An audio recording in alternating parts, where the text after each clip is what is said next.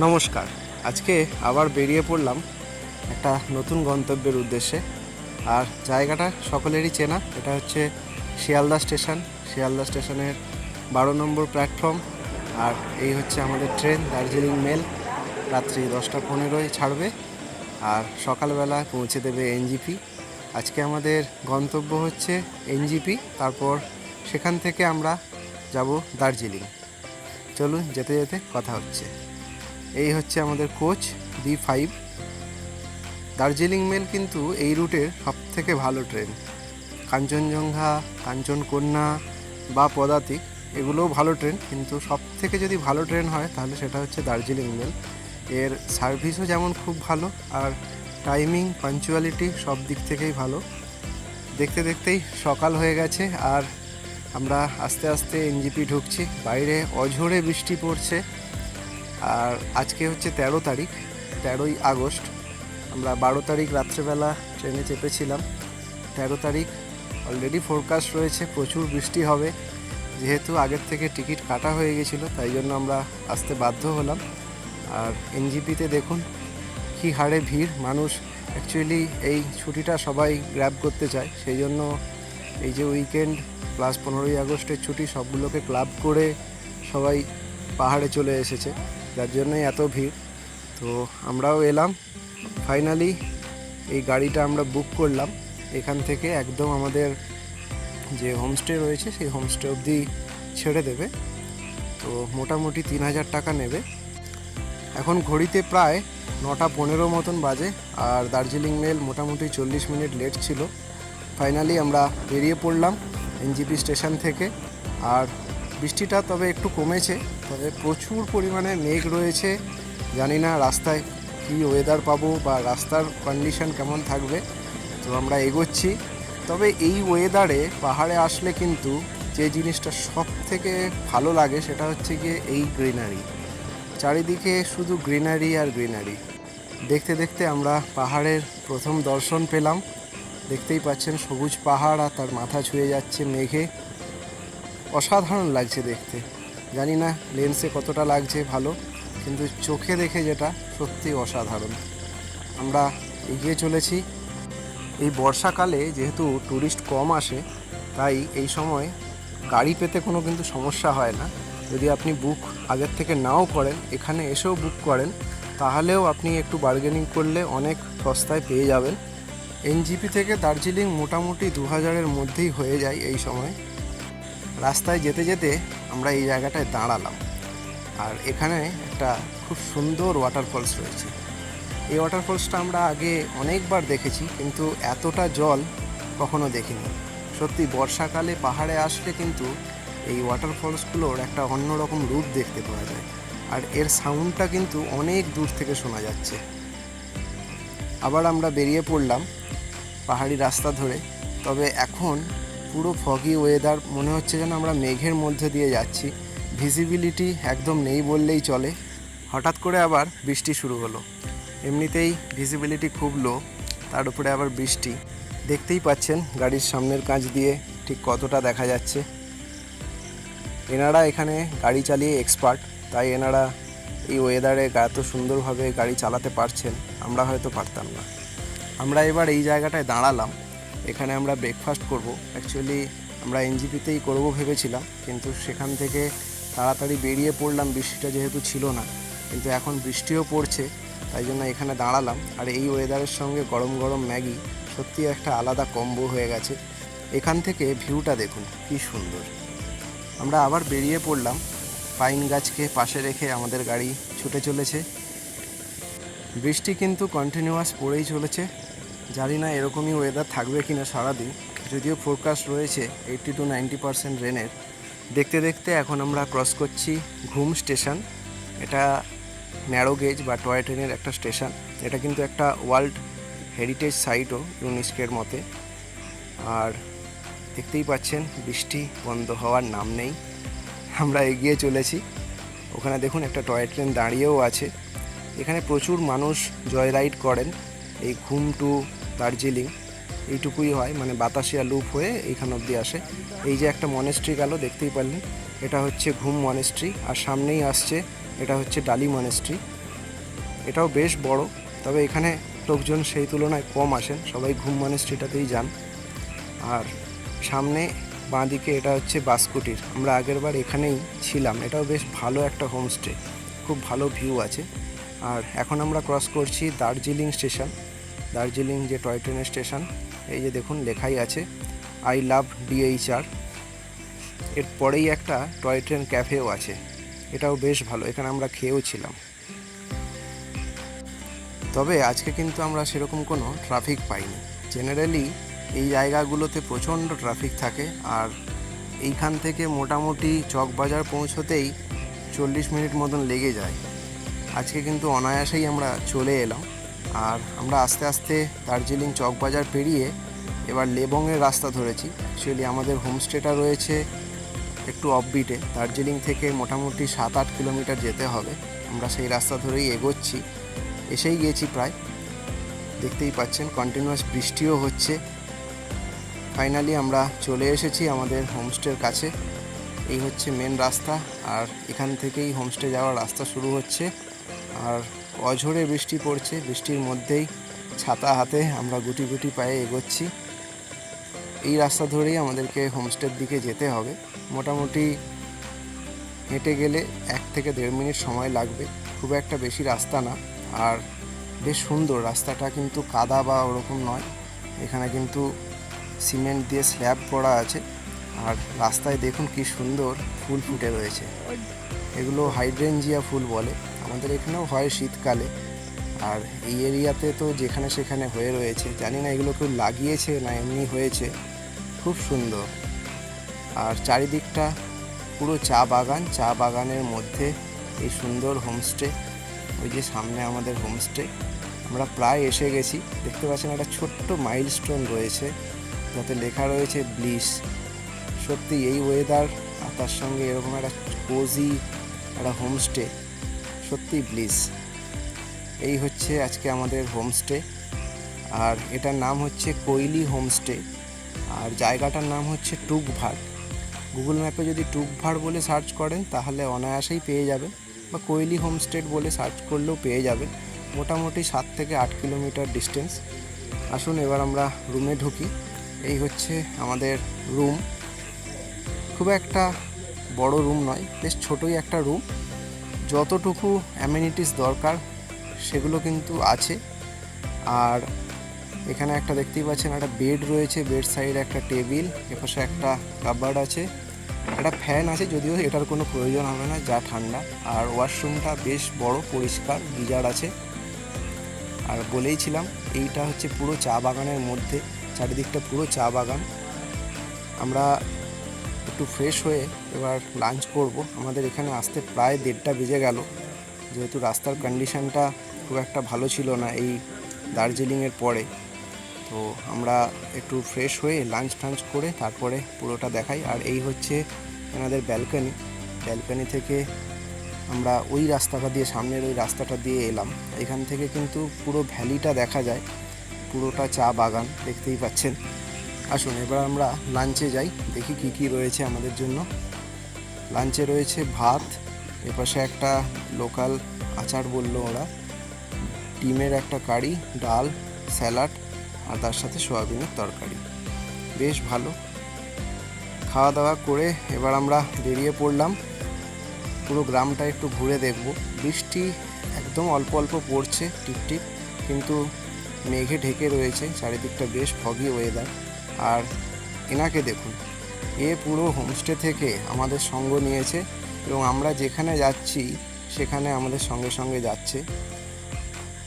আমি এটা আগেও শুনেছিলাম যে পাহাড়ি কুকুররা খুবই এই ব্যাপারটা আছে ওদের মধ্যে, যে ও যখন নতুন কোনো গেস্ট আসে তার সঙ্গে সঙ্গে ওরা যায়, যাতে ওরা কোথাও হারিয়ে না যায়, এবং ওদেরকে গাইড করে করে নিয়ে যায়।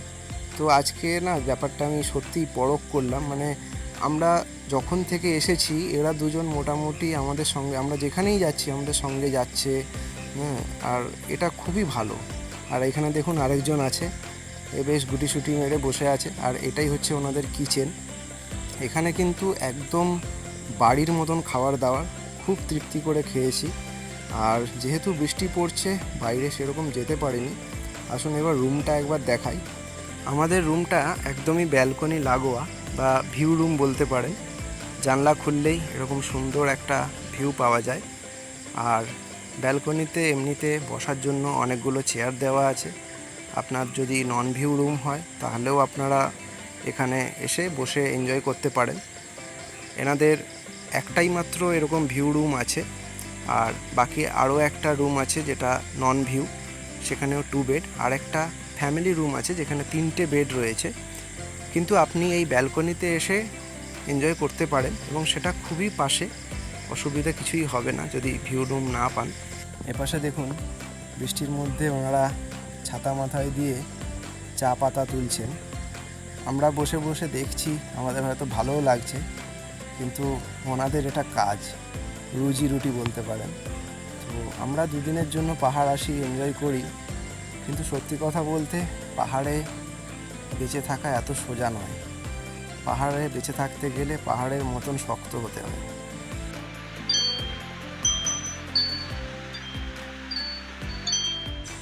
দেখতে দেখতেই সন্ধে নামলো। বৃষ্টি কিন্তু কন্টিনিউয়াসলি পড়েই চলেছে, বন্ধ হওয়ার নাম নেই। আর ওনারা নিয়ে এলেন চা আর তার সাথে ভেজ পকোড়া। তো আমরা বললাম রুমে নয়, বাইরে বসেই খাবো। এইখানে বেশ সুন্দর বসার অ্যারেঞ্জমেন্ট রয়েছে। বাইরে টিপটিপ করে বৃষ্টি পড়ছে আর তার সাথে গরম গরম চা আর পকোড়া। বেশ এনজয় করছি এই ওয়েদারটা। সত্যি কথা বলতে যারা দুদিনের নির্ভেজাল ছুটি কাটাতে চান তাদের জন্য কিন্তু এই সময়ে পাহাড়ে আসাটাই বেস্ট। তারা বর্ষাকালেই আসুন, দেখবেন অনেক কিছু নতুন দেখতে পাবেন। আসুন এবার আমরা হোমস্টের বাইরেটা একটু ঘুরে দেখি। বৃষ্টিটা একটু বন্ধ হয়েছে, তবে ওয়েদারটা কিন্তু ফগই রয়েছে। দেখতেই পাচ্ছেন এখানে বসার জন্য একটা খুব সুন্দর জায়গা রয়েছে। এখানে বসে আপনারা ইভিনিং স্ন্যাক্স এনজয় করতে পারেন। খুব সুন্দর আলো দিয়ে সাজানো। হোমস্টেটার চারিদিকেই এরকম মায়াবী আলো রয়েছে, হলুদ আলো, খুব ভালো লাগে অন্ধকারের মধ্যে এই আলোগুলো। আর এটা হচ্ছে ওনাদের কিচেন কাম ডাইনিং এরিয়া। এখানে আমরা সকালেও খেয়েছিলাম লাঞ্চ। জায়গাটা দেখুন কতটা নিখুঁতভাবে সাজানো, প্রতিটা যেন ধরে ধরে সাজানো হয়েছে।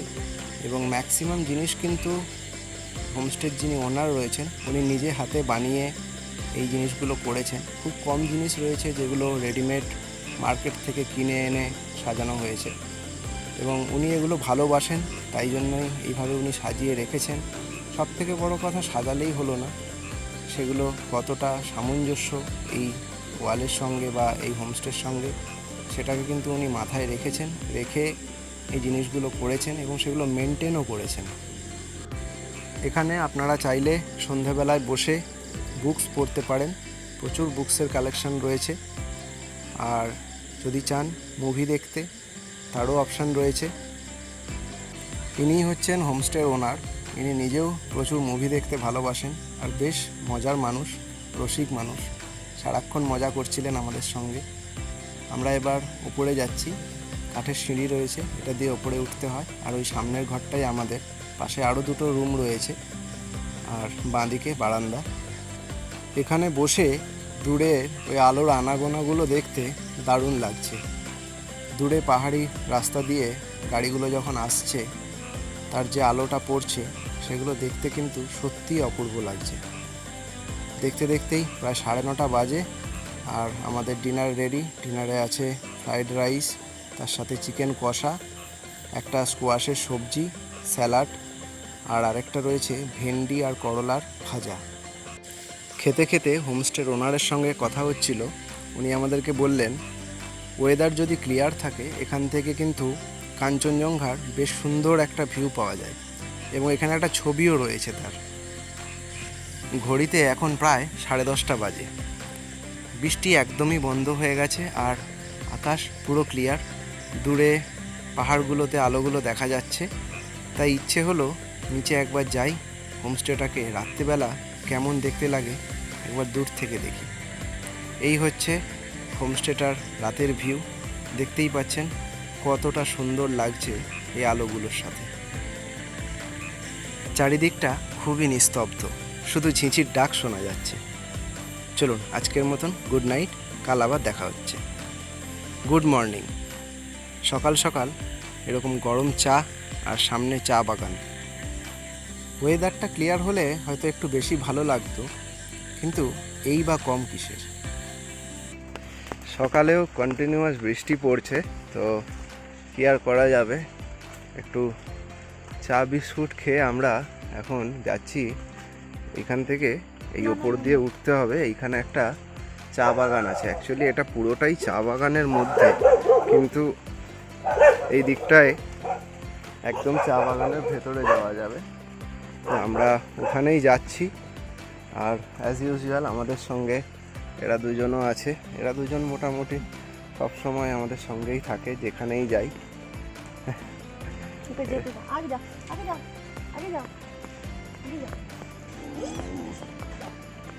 চলো, আমরা এখন চা বাগানের ভেতরে চলে এসেছি। চারিদিকে পুরো ফগি ওয়েদার, বেশ ভালো লাগছে দেখতে। আমরা সাধারণত চা বাগানে এসে বেশ একটা রোদ ঝলমলে ওয়েদার হবে এটাই আশা করি, কিন্তু বিশ্বাস করুন এই ওয়েদারটাও কম কিছু নয় এবং বেশ ভালো লাগছে। আমরা বেশ অনেকক্ষণ এখানে রয়েছি। বেশ সুন্দর একটা ওয়েদার এবং বেশ ভালো ভালো স্ন্যাপস আমরা কালেক্ট করেছি। সত্যি এটা অন্য সময় আসলে হয়তো পেতাম না। এই জায়গাটা খালি দেখুন, রাস্তাটা বেঁকে উঠছে আর তার পাশে চা বাগান। মেঘগুলো এসে পুরো ছুঁয়ে যাচ্ছে চায়ের পাতাগুলোকে। বেশ সুন্দর লাগছে দেখতে। বিশ্বাস করুন বর্ষাকালে এই জন্যই পাহাড়ে আসতে হয়। এটা সত্যিই পাহাড়ের একটা আলাদা রূপ, যেটা বর্ষায় না আসলে ফিল করা যায় না। এখানে একটা লেখা রয়েছে আই লাভ টুকভার। টুকভার হচ্ছে এই গ্রামটার নাম। আর অ্যাজ ইউজুয়াল সব জায়গার মতন এখানেও করা রয়েছে আই লাভ টুকভার। এই রাস্তা দিয়ে আমরা উঠে এলাম। দেখুন চারিদিকের ওয়েদারটা খালি পুরো ফগি ওয়েদার, মেঘ, আর তার মাঝখান দিয়ে রাস্তা উঠে যাচ্ছে। বেশ সুন্দর। আমরা এই গ্রামটা একটু ঘুরে দেখব। এটা হচ্ছে এই টুকভারের হসপিটাল। দেখে মনে হচ্ছে না এটা হসপিটাল বলতে আমরা যেরকম বুঝি সেরকম হয়তো কিছুই নেই। তবে জায়গাগুলো কিন্তু সত্যিই খুব সুন্দর। যারা ছবি তুলতে ভালোবাসেন তাদের কাছে কিন্তু এটা একটা স্বর্গ। এই ওয়েদার আর তার সাথে এই বাড়িগুলো, পাশে চা বাগান, আর কি চাই। এটা ওনাদের একটা গ্রামীণ উপস্বাস্থ্য কেন্দ্র বলতে পারেন। ন্যূনতম চিকিৎসা পরিষেবা হয়তো রয়েছে, কিন্তু জায়গাটা সত্যিই খুব সুন্দর। আর অ্যাজ ইউজুয়াল এ আমাদের সঙ্গে রয়েছে, আমাদেরকে গাইড করে করে নিয়ে যাচ্ছে। আমরা সত্যি যেন এর ভরসাতেই পাহাড় ঘুরতে এসেছি।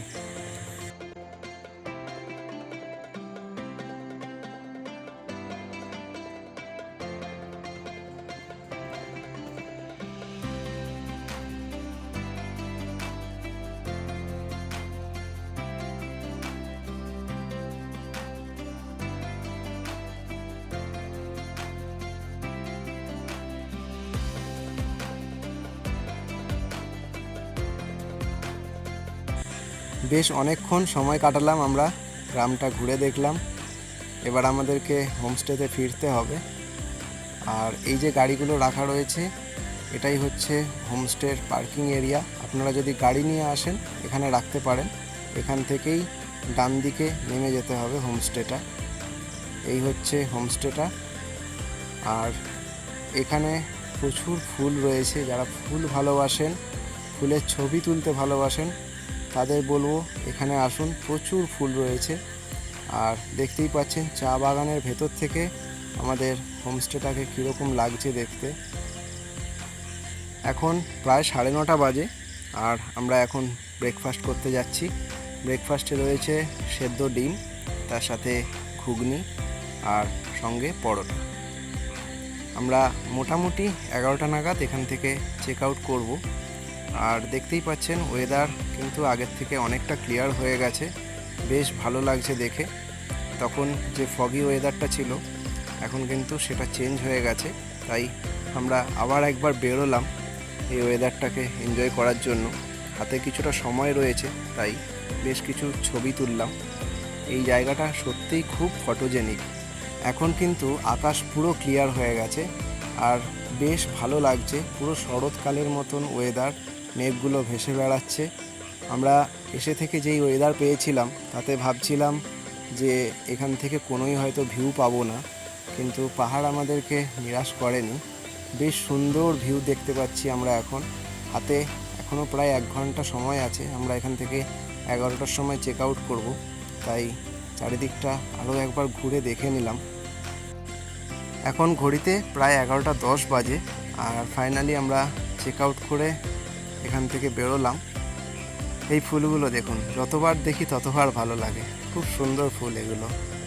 আর এইখান থেকে কিন্তু বাইরের যেহেতু আকাশটা পরিষ্কার হয়ে গেছে, বেশ সুন্দর একটা ভিউ পাওয়া যাচ্ছে এখন। আমরা বেশ কতগুলো পিকচার নিয়েছি, খুব সুন্দর জায়গাটা। আপনারা যদি শীতকালে এখানে প্ল্যান করেন তাহলে কিন্তু বেস্ট ভিউ পাবেন। বর্ষাতেও আসতে পারেন, সেটা একটা অন্য রূপ যেটা আমরা উপলব্ধি করলাম। তবে শীতকালে এখানে আসলে পাহাড় একদমই নিরাশ করবে না আপনাকে। এবার আমরা আস্তে আস্তে বেরিয়ে এলাম আর এখানে চারিদিকেই কিন্তু প্রচুর টি গার্ডেন রয়েছে, দেখতেই পাচ্ছেন, আর তার মাঝখান দিয়ে রাস্তা। আর এনারা আমাদের এখনও পিছু ছাড়েনি, আমাদেরকে এগিয়ে দিতে যাচ্ছে হয়তো। সামনেই একটা মনেস্ট্রি আছে, চলুন ওটা একবার দেখে নিই। এই হচ্ছে ছোট্ট একটা মনেস্ট্রি, এখানে ওনারা বললেন ভেতরে গিয়ে দেখতে। আমরাও যাই, এই ভেতরটা ঘুরে দেখি।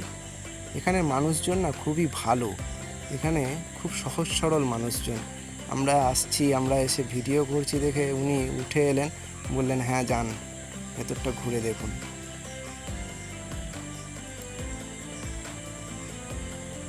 এই হচ্ছে মনেস্ট্রিটার ভেতর, দেখতেই পাচ্ছেন কতটা সুন্দর করে সাজানো।